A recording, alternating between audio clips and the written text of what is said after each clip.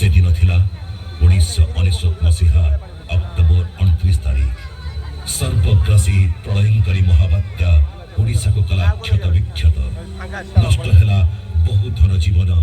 बासहरा हेले अनेक लोक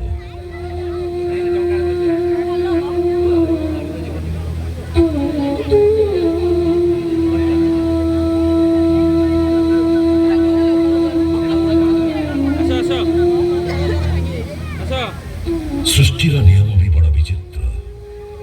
प्रत्येक आरंभर एक शेष थाए